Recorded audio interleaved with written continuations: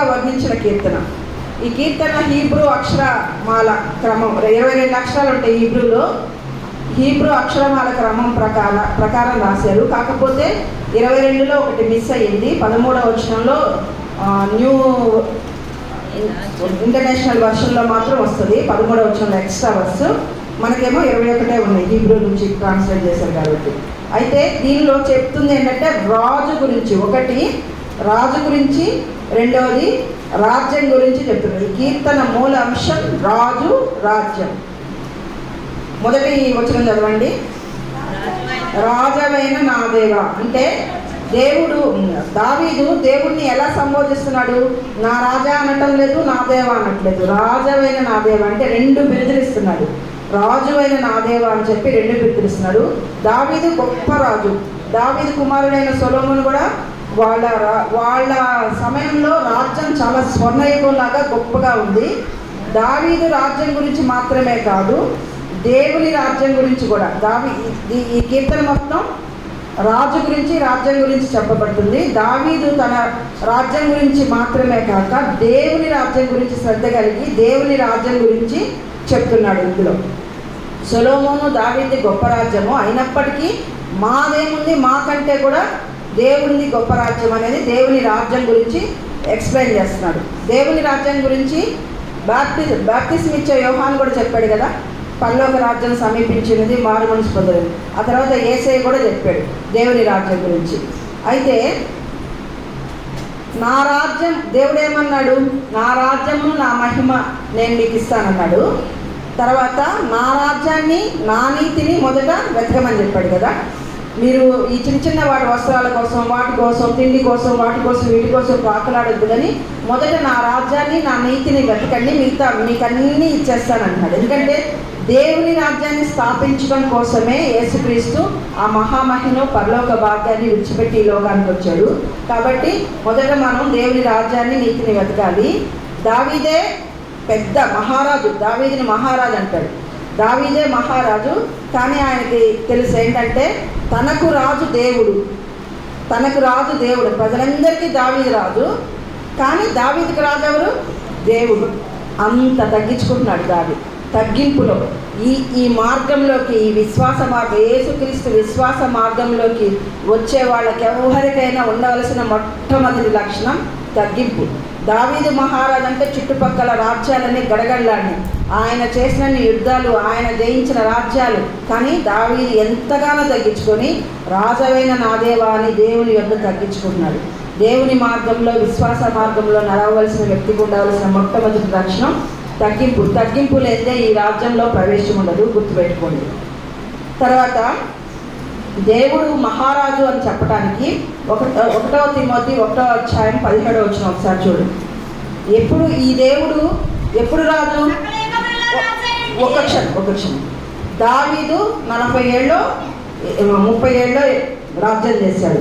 సొలొమోను కొన్ని సంవత్సరాలు, ఇంకా కొంతమంది కొన్ని సంవత్సరాలు, కొంతకాలమే. కానీ మన దేవుడు శాశ్వతమైన కాలం రాజు అనేది ఇందులో ఉంటుంది. సకల యుగంలో చదవండి. సకల యుగములలో రాజయ్య మన దేవుడు ఎవరంట చెప్పండి? సకల యుగంలో. ఎన్ని యుగాలు ఉన్నాయో, యుగం అంటేనే మనకు తెలియనంత పెద్ద కాలం. అయితే ఆ సకల యుగాలు ఎన్ని యుగాలు ఉన్నాయో అన్ని యుగాలకి ఆయనే రాజంట. సకల యుగాల్లో రాజు అండి అక్షయుడు అంటే ఇంకా ఆయనకి క్షయం అనేది లేదు.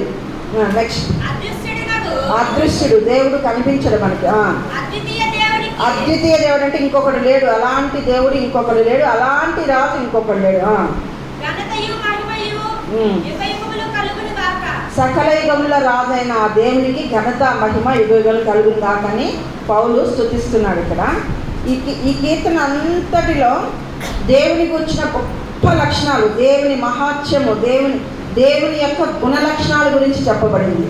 దేవుణ్ణి స్తుతించాలి అనుకుంటే, ఇప్పుడు మన ఆరాధనలో దేవుణ్ణి స్తుతించాలి అని అంటే ఈ కీర్తన మొత్తం బట్టి పట్టేసి స్తుతిస్తే అది గొప్ప స్తుతిగా మారుతుంది. ఎందుకంటే దేవుడి యొక్క గుణ లక్షణాలు, ఆయన రాజ్య మహోత్సవం ప్రభావం గురించి, ఆయన మంచితనం గురించి, ఆయన చేసిన కార్యాల గురించి అన్నిటిని గురించి ఈ కీర్తనలో వర్ణించబడింది.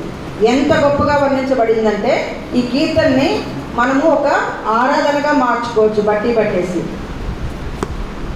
అయితే ఈ కీర్తనని మనము 5 భాగాలుగా విభజించి నేర్చుకుందాము. క్లాసిఫికేషన్, ఎందుకంటే ఇలా విభజించడం వల్ల మనకి అర్థమవుతుంది. 1 నుంచి 2 వచనాలు చదవడము. రాజవైన నా దేవా, నిన్ను గణపరచెదను, నీ నామమును నిత్యము సన్నుతించెదను, అనుదినము నేను నిన్ను స్తుతించెదను, నిత్యము నీ నామమును స్తుతించెదను. 1-2 వచనాలలో దేవుడు ఏం చెప్తున్నాడు? అనుదినము. Praise God for day to day, every day. అనుదినము దేవుణ్ణి స్తుతించాలి. మొదటి భాగం ఏంటంటే 1 నుంచి 2 వచనాల వరకు praise God for day to day, అంటే అనుదినము దేవుణ్ణి స్తుతించాలి. చెప్పండి, మొదటి భాగం ఏంటి? దేవుణ్ణి ఎప్పుడు స్తుతించాలి? అనుదినము. నిత్యము అన్న అనుదినము అన్న. దేవుడు మనకి అనుదినము కృప చూపుతాడు. ఈరోజు స్తుతించాను కదా, రేపు అక్కర్లేదు అనుకోవడానికి లేదు. ఈరోజు నేను కృప పొందాను కదా, రేపు నాకు అక్కర్లేదు అని అనుదినము కృప చూపాలి. దేవుని దగ్గర నుంచి అనుదినము కృప మనం పొందుకోవాలి. అనుదిన ఆహారంలాగా అనుదిన కృప పొందాలి. అనుదినము దేవుణ్ణి స్తుతించాలి. 2వ భాగం ఏంటంటే 3 నుంచి 7వ వచనం వరకు praise God from generation to generation. తరతరములు దేవుణ్ణి స్తుతించాలి. ఈ పదం ఉంటుంది. ఇదంతా చదివించాలంటే సమయం సరిపోదు కాబట్టి నేను కొద్దిగా వెళ్ళిపోతాను, సమయం చాలా అయిపోయింది. 3 నుంచి 7 వచనాల వరకు praise God from generation to generation. మొదటేమో దేవుణ్ణి అనుదినము నిత్యము స్తుతించాలి. రెండోదేమో తరతరాలు. నా తరం నేను దేవుణ్ణి స్తుతించా, నా బిడ్డలు దేవుణ్ణి స్తుతించాలా? అక్కర్లేదా అనుకుంటే కుదరదు. తరతరాలు మన బిడ్డలకి మనము దేవుణ్ణి స్తుతించడం నేర్పాలి. తర్వాత సంఘంలో ఇప్పుడున్న ఈ జనరేషను, ఇప్పుడు ఈ రోజున ఈ సంఘానికి వచ్చిన ఈ బిడ్డలంతా పాస్టర్ గారు కానీ నెక్స్ట్ ఇంకో జనరేషన్కి ఆరాధన చేసేవాళ్ళని ఆరాధన, పాటలు పాడేవాళ్ళని పాటలు పాడేవాళ్ళని, తర్వాత వాక్యం చెప్పేవాళ్ళు, ప్రతి ఒక్కరిని ట్రైనప్ చేయాలి, తర్బీదు ఇవ్వాలి. ఇంకో తరంలో ఈ చర్చ నుండి దేవుణ్ణి స్తుతించడానికి మనుషులు ఉండాలి. న్యాయాధిపతుల కాలంలో దేవుడిని ఎరగని తరం ఒకటి వచ్చిందని మీకు అందరికీ వాక్యం బాగా తెలిసి గమనించి చదివించట్లేదు. దేవుణ్ణి ఎరుగని తరం ఒకటి వచ్చింది కాబట్టి వారు దేవుడు చేసిన గొప్ప కార్యాలు, ఎర్ర సముద్రాలు 2 పాయలుగా చేయటం, ఆకాశం నుంచి ఇవన్నీ ఎరగని తరం వచ్చిందంట. ఎందుకు? వాళ్ళు పెద్దలు పిల్లలకి, దేవుడు ఫస్ట్ వాళ్ళకి ఇచ్చిన ఆజ్ఞ, నీ పిల్లలకి ఇది నేర్పండి వాక్యాన్ని వాళ్ళకి అని దేవుడు ఆజ్ఞ ఇస్తే వాళ్ళు మరచిపోయి నేర్పకపోవటాన్ని బట్టి దేవుణ్ణి ఎరగని తరం వచ్చింది. ఈ రోజున మనం అందరం ఇక్కడ కూర్చొని దేవుణ్ణి స్తుతిస్తున్నాము. మనము మన బిడ్డలకి నేర్పకపోతే దేవుణ్ణి ఎరగని తరం వస్తుంది. వాళ్ళ ఆలయానికి రారు, ఇంట్లో కూడా ప్రార్థన చేయరు, దేవుణ్ణి స్తుతించలేరు, దేవుడి యొక్క గొప్ప కార్యాన్ని తెలుసుకోలేరు. కాబట్టి తరతరాలకి దేవుణ్ణి స్తుతించే విధంగా మనము మన పిల్లల్ని ఒక చర్చిలో ఒక తరం అయిపోయిన తర్వాత ఇంకో తరాన్ని మనం ట్రైనప్ చేయాలి. 3వ భాగం ఏంటంటే 8 నుంచి 13వ వచనం వరకు praise God from nations to nations. ప్రతి రాజ్యము వెంబడి రాజ్యము, ప్రతి రాజ్యము దేవుణ్ణి స్తుతించాలి. ఇది ఉంటుంది చూడండి, దానిలో ఆ వార్డు ఉన్నది చదవండి. ఎక్కడి నుంచి? 8 నుంచి 13 వరకు ప్రతి రాజ్యముల కోసము అని ఉంటుంది చూడండి. ఆయన రాజ్య మహోన్నత ప్రభావమును చదవండి, కంటిన్యూ చదవండి. నీ భక్తులు నీ రాజ్య ప్రభావమును గూర్చి చెప్పుకొందురు, నీ శౌర్యమును గూర్చి పలుకుదురు. నీ రాజ్యము శాశ్వత రాజ్యము, నీ రాజ్య పరిపాలన తరతరములు నిలుచును. దేవుని రాజ్య పరిపాలన తరతరాలు నిలుచును. దేవుని రాజ్యము శాశ్వత రాజ్యము. ఈ మాట ఎవరన్నారో మీకు గుర్తుందా? ఆయన రాజ్యము శాశ్వత రాజ్యమని నెబుకద్నెజర్ రాజు అన్నాడు, దర్యావేషు రాజు అన్నాడు. షడ్రకు మిషకు అబేద్నెగోలు యూదుల్లో నుంచి మెరికల్ లాంటి కుర్రాళ్ళని, దానియేలుని తీసుకొచ్చి వాళ్ళ భాష మార్చేసి, వాళ్ళ వేషధారణ మార్చేసి, వాళ్ళ ఆహార్యము అలవాట్లు మార్చేసి కల్దీల్లాగా చేయాలని వాళ్ళని తయారు చేసిన ఆ ముగ్గురు అన్నీ మార్చుకోకుండా దేవుని యందు విశ్వాసం ఉండి అగ్నిగుండానికి కూడా ఎదురీది నిలబడినప్పుడు నెబుకద్నెజరు ఏమన్నాడు? వీరి దేవుడే నిజమైన దేవుడు, ఆయన రాజ్యము శాశ్వత కాలం ఉండునని అన్యరాజు చేత దేవుణ్ణి స్తుతించబడేంతగా వాళ్ళు నిలబడ్డారు దేవుళ్ళు అటువంటి కష్ట పరిస్థితుల్లో కూడా. ఆ తర్వాత దానియేలుని సింహాల బోన్లో వేసినా కానీ ఆయన దానికి భయపడకుండా ఉండటాన్ని బట్టి దేవుడి గొప్పతనాన్ని ఆ తర్వాత అందులో చూస్తే మీకు ఆ అధ్యాయంలో దేవుడిని స్తుతిస్తారు. దర్యావేషు రాజు స్తుతిస్తారు, నెబుకద్నెజరు రాజు స్తుతిస్తాడు. ఇలాగే ఆయన రాజ్యం శాశ్వత కాలము, తరతరాలకి ప్రతి రాజ్యం అంటే అన్య రాజులతో సహా ప్రతి రాజ్యము ఆయన్ని స్తుతించాలి. తర్వాత 13 నుంచి 16 వచనం వరకు praise God from need to need. మన ప్రతి అవసరానికి దేవుణ్ణి, మన ప్రతి అవసరాన్ని తీర్చే దేవుణ్ణి మనము స్తుతించాలి. 13 నుంచి 16 వరకు 13 నుంచి 16 వరకు దేవుని గుణలక్షణాలు. ఆయన దయాదాక్షిణ్య పూర్ణుడు, కృపా సమృద్ధి గలవాడని చెప్పుకుంటుంది. చూడండి 14 నుంచి 16 వరకు. దేవుడు పడిపోయే వారిని ఉద్ధరించేవాడంట, కుంగిపోయిన వారిని లేవనెత్తువాడు. అంటే మన ప్రతి అవసరాన్ని ఆయన తీరుస్తూ ఉంటాడు కాబట్టి ఆయన్ని స్తుతించాలి. సర్వజీవుల కన్నులు ఆయన వైపు చూస్తున్నాయంట.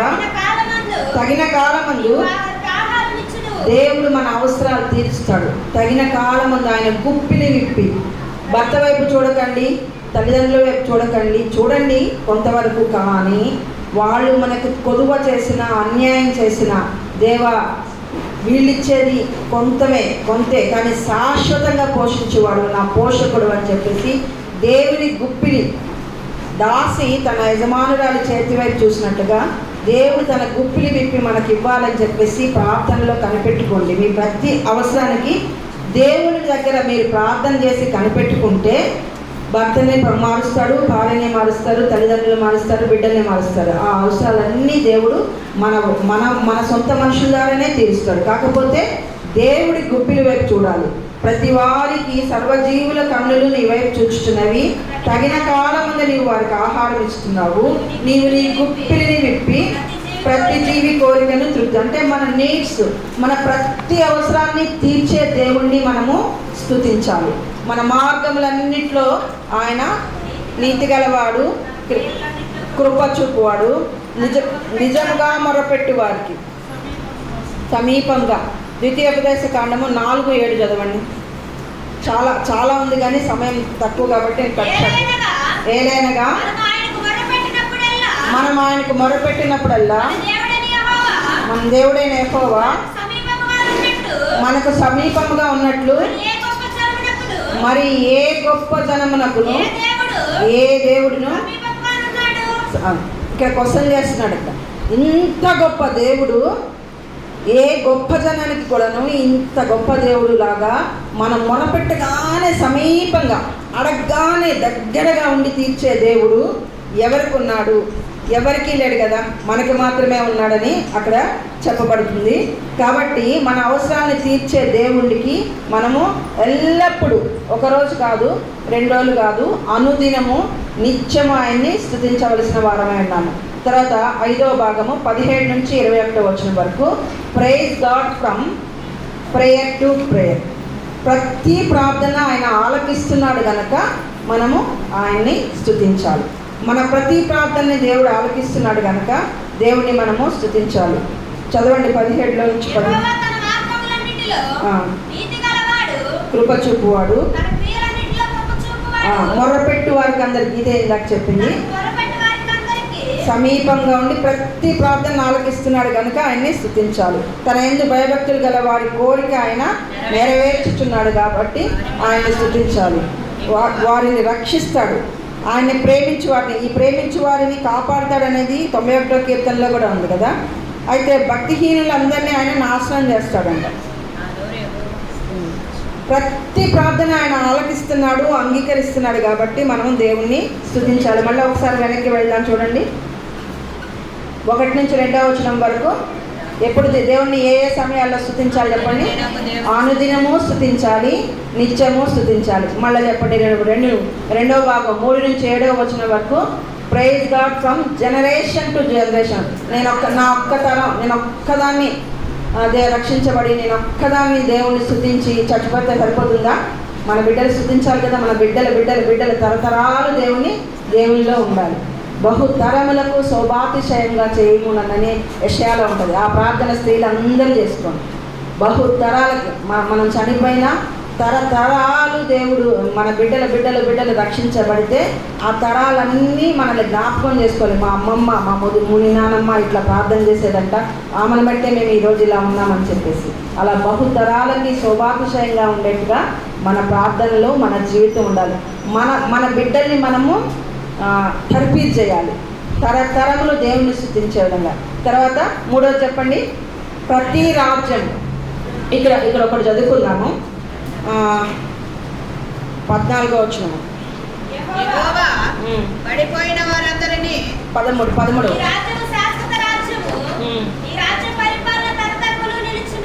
కాదు 11, 12 చదవండి. ఆయన రాజ్య మహోన్నత ప్రభావమును ఆయన బలమును నరులకు తెలియజేయుటకై నీ భక్తులు నీ రాజ్య ప్రభావమును గూర్చి ఆయన భక్తులు దేని గురించి చెప్పుకుంటున్నారంట? దేవుని రాజ్య ప్రభావం, దేవుని రాజ్యం మనమైతే కన్నులతో చూడలేమండి, అంత గొప్పది. మనకి ఆయన అగోచరుడని ఉంటుంది చూడండి పైన, ఆయన అధిక స్తోత్రం నందదగిన వాడు, ఆయన మహాత్యము గ్రహింప శక్యము కాదు. ఆయన మహాత్యం అంటే ఆయన గొప్పతనం మనం గ్రహించలేమంట. అలాగే ఆయన రాజ్య ప్రభావం కూడా మనము గ్రహించలేనంత గొప్పదంట. ఆ దానిని గురించి మనం మాట్లాడుకోవాలంట. మనం ఏం మాట్లాడతాము? పాలిటిక్స్ గురించి, ఆ నాయకుడు ఇట్లా, ఆ పార్టీ ఇట్లా, ఈ పార్టీ ఇట్లా, పాలిటిక్స్ గురించి మన ప్రభుత్వాల గురించి మాట్లాడమంటే, మన రాజ్యాల గురించి మాట్లాడమంటే గంటలు పాలిటిక్స్ గురించి మాట్లాడతాం. కానీ దేవుని రాజ్య ప్రభావం గురించి మాట్లాడమంటే ఎవ్వరికి ఏమీ తెలియదు. మీరు బైబిల్ని ధ్యానిస్తే, ఈ అధ్యాయంలో చదివితే ఆయన రాజ్య ప్రభావంని మనము గురించి భక్తులైన వారు ధ్యానించాలి అని ఉంది. ఎందుకు? 11వ వచనంలో చెప్పారు. ఎవరికి చెప్పాలి? 11వ వచనం చదవండి. ఆయన రాజ్య మహోన్నత ప్రభావమును ఆయన బలమును నరులకు తెలియజేయమని చెప్పాడు. కాబట్టి మనము పాలిటిక్స్ గురించి గంటల మాట్లాడతాం, కానీ అది వదిలేసి దేవుని రాజ్య ప్రభావం గురించి మాట్లాడుకుంటే ఆయన రాజ్యంలో చేరాలన్న ఆశ పుడుతుంది. ఆయన రాజ్యంలో చేరాలంటే ఏం క్వాలిటీస్ కావాలి అనేది బైబిల్ చదివితే తెలుస్తుంది. దాన్ని బట్టి ఆయన రాజ్యంలో చేరడానికి ఉన్న క్వాలిటీస్ తగ్గింపు కలిగి ఉండాలి, ప్రేమ కలిగి ఉండాలి, ప్రతి దానికి రియాక్ట్ అవ్వద్దు, దేవుడికి లోబడాలి, వాక్యాన్ని రిసీవ్ చేసుకోవాలి. నిన్న నేను ఫ్రైడే చెప్పాను, సర్వాంగ కవచాన్ని, పాపాన్ని జయించడానికి 5 విషయాలు చెప్పినట్టున్నాను, గుర్తునే రాసుకున్నారా? 6వ విషయం మర్చిపోయా, ఆత్మచేత నడిపింపబడాలి. ఫస్ట్ ఎఫెసీలో చెప్పబడిన సర్వాంగ కవచాన్ని ధరించుకోవాలి. రెండవది దేవుని తట్టే చూడాలి, ఇటు అటు మన కన్నులు చూడకూడదు, దేవుని తట్టే చూడాలి. దావీదు ఇటు అటు చూశాడు యుద్ధం చేయకుండా. యుద్ధ కవచం వేసుకొని యుద్ధం చేయాల్సిన వాడు యుద్ధం చేయకుండా వచ్చి నిద్రపోయి మిద్దె మీద తిరుగుతూ ఇటు అటు చూసి బత్షెబాను చూసి మోహించి పాపం చేశాడు. కాబట్టి మనం ఏం చేయాలి? మనము సర్వాంగ కవచం అంటే ఎఫెసీలో ఇచ్చిన విశ్వాసము, ప్రేమ, సమాధానము, ఇవన్నీ వాక్యం అనే ఖడ్గం, ఇవన్నీ ధరించితే సాతాను కుయుక్తుల్లో పడకుండా మనము పాపాన్ని జయించగలుగుతాం. ఒకటి సర్వాంగ కవచం ధరించుకోవాలి. రెండోది చెప్పండి, దేవుని తట్టు చూడాలి. మూడవది ప్రార్థన చేయాలి. నాలుగవది సహవాసంగా కూడుట మానక పాపం చేయకుండా ఉండాలండి. ఇక్కడికి వచ్చి ప్రార్థన చేసి బయటకు వెళ్ళి మన పాపంలో పడిపోతున్నామంటే ఈ 6 మీరు మిస్ అవుతున్నారని అర్థం. సహవాసంగా ఒక్క కట్టె పెడితే కాలదు, 2-3 కట్టెలు పెడితే అందులో పచ్చి కట్టేసినా కాలుతుందంట. అట్లా ఈ సహవాసంగా మనం అందరం పరిశుద్ధులుగానే కాదు, ఈ సహవాసంలో ఉజ్జీవం వస్తుంది. దేవుడు మనల్ని పరిశుద్ధులుగా తీర్చాడు, పరిశుద్ధులుగా ఆయన కడుగుతున్నాడు. కాబట్టి సహవాసంగా కూడితే, ఒక పాస్టర్ అంట చర్చికి వచ్చి ఇంటికి వెళ్ళిన తర్వాత ఆయనకి చాలా ఉజ్జీవంగా, అసలు పాపం అంటే అసహ్యం కలుగుతూ పాపం చేయబుద్ధి కాకుండా మంచిగా అనిపిస్తుంది అని ఒక వ్యక్తి చెప్పాడంట. ఎందుకు? దేవుని సహవాసం ఇలా పరిశుద్ధుల మధ్య కూడిపోవటాన్ని బట్టి ఉంటుంది. సహవాసంగా కూడటం మానేస్తే మనం ఎంతైనా సరే డల్ అయిపోతాము, ఆత్మలో మన ఆత్మలో కుంగిపోతాము, దేవునిలో ఉజ్జీవంగా ఉండలేము. తర్వాత వాక్యం. లాస్ట్ వీక్ పాస్టర్ గారు వాక్యం ఎంతమంది చదువుతున్నారు ప్రతిరోజు అని అడిగితే చేతులు ఎత్తారా? ఎవ్వరు ఎత్తలేదు. నేను ఆ మూలలో చెప్తాను కానీ కనిపించలేదు. అయితే ఇప్పుడు ఎత్తండి. వాక్యం రెగ్యులర్గా ఎవరు చదువుతున్నారు? ఎవరు చదవట్లేదు కదా. ఒక్క వాక్యమన్నా చదువుకోండి. ఇది ఒక గొప్ప సూత్రం. మన జీవితాన్ని పాడు కాకుండా నేనే చెప్తున్నా, నా జీవితాన్ని ఈరోజు ఇలాగా దేవుడు కట్టాడంటే అందరికీ జ్ఞానం ఉండదు. వాక్యం నుంచి దేవుడు వెలుగు కలిగిస్తాడు, వాక్యం నుంచి జ్ఞానం అనుగ్రహిస్తాడు. వాక్యం చదివితే అనుదిన కృపలాగా ఏ రోజుకి ఆ రోజు మనం ఎలా గైడెన్స్ ఇస్తుంది. వాక్యం మన పాదాలకు దీపంలాగా. వాక్యం రెగ్యులర్గా యంగ్స్టర్స్ ఉన్నారు, మీరు అందరూ మర్చిపోకండి, రోజుకు ఒక అధ్యాయం చదువుకోండి. అధ్యాయం చదవలేము అనుకుంటే కనీసం స్టార్ట్ చేయండి. ఒక 5 వచనాలు చదువుకోండి, మెల్లమెల్లగా పెంచండి. తర్వాత ఒక అధ్యాయం చదవండి. ఆ తర్వాత మీరు పత్రికలే చదివేస్తారు. ఇక బైబిల్ చదవకుండా, వాక్యం చదవకుండా ఉండలేదు. అంత నడిపింపు ఉంటుంది దేవుళ్ళు. లాస్ట్ది మీకు నేను చెప్పడం మర్చిపోయాను, ఆత్మ చేత నడిపింపబడాలి. పరిశుద్ధ, నా ఆత్మ లేనివాడు నా వాడు కాదని ఆత్మ చేత నడిపింపబడాలి. ఇవన్నీ దేవుని రాజ్యంలో చేరటానికి ఉండవలసిన లక్షణాలు. ఇవన్నీ దేవుడు మనకు అనుగ్రహించిన గాక. అని చెప్పానా? 5 చెప్పానా నేను? Praise God. ఎక్కడి నుంచి అంటే అనుదినము దేవుని స్తుతించడం దగ్గర నుంచి, తరతరాలు దేవుని స్తుతించడం దగ్గర నుంచి, ప్రతి రాజ్యం దేవుని స్తుతించాలి, ప్రతి అవసరానికి దేవుని స్తుతించాలి, ప్రతి ప్రార్థన ఆయన ఆలకిస్తున్నాడు కనుక. అసలు నా జీవితంలో ఇన్ని కష్టాలు ఉన్నాయి, నాకు ఇన్ని శ్రమలు ఉన్నాయి, నేను దేన్ని బట్టి దేవుని స్తుతించాలి అని అంటారు కొంతమంది. దేన్ని బట్టి? ఈరోజు నువ్వు బ్రతుకున్నావు కాబట్టి, ఊపిరి పీల్చుకోగలుగుతున్నావు కాబట్టి, ఆరోగ్యంగా ఆహారం తినగలుగుతావు. స్తుతించాలి అని అంటే దేవునికి ఎన్నో కారణాలు ఉంటాయి.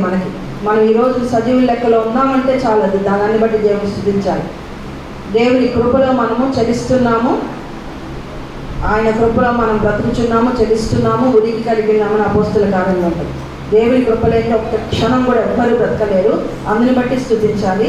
ప్రతి ప్రార్థన ఆయన ఆలకించాడు కనుక, మన అవసరాలన్నీ తీర్చి మనం తృప్తిపరుస్తున్నాడు కనుక స్తుతించాలి. ఎవరు స్తుతించాలి? ఆఖరి వచనం చదవండి. నా నోరు యెహోవాను స్తోత్రం చేయను. నేను దేవుణ్ణి స్తుతించాలి. నేను ఒక్కడిని దేవుణ్ణి స్తుతిస్తే సరిపోతుందా? కింద వచనం చదవండి. శరీరులందరూ ఆయన పరిశుద్ధ నామమును నిత్యము అంటే నేను ఒక్కడిని స్తుతించడం కాక అందరూ దేవుని స్తుతించేట్లుగా ఆయన సువార్తను అందరికీ చెప్పాలి. అందరూ మన చుట్టుపక్కల, మన కుటుంబంలో ఉన్నవారు, అట్లీస్ట్ మన చుట్టుపక్కల ఉన్నవారు అందరూ మనతో అసోసియేట్ అయ్యి మనతో వచ్చి కలిసిన ప్రతి ఒక్కరికి దేవుణ్ణి స్తుతించాలని, దేవుడి సువార్త గురించి చెప్పాలి. మనమందరము అలాగే దేవుని స్తుతించడం కాక, దేవుడి వాక్యం జీవించడం కాక. ఆమె